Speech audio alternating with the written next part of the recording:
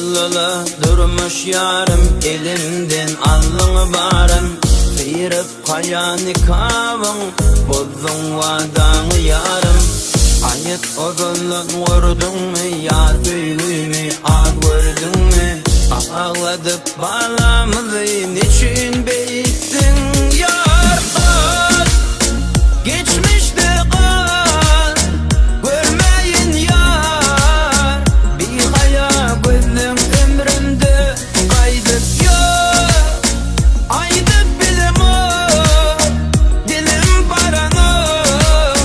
Edinişin men anansın menlerdi. Kal, geçmişte kal, görmeyin yar.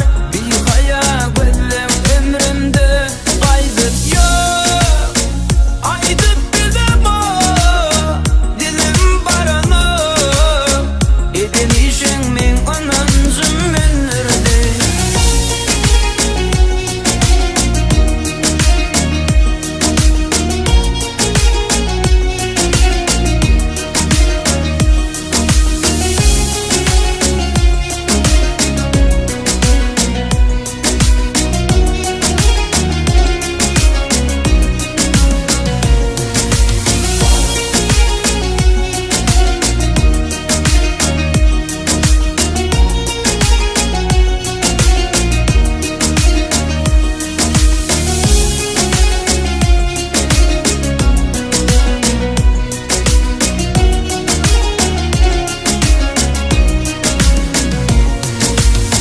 Taş olsun yüreğim inni, yürekte sevgim seni. Yıllar içire tanamaz, gediptirin şu nöçeni.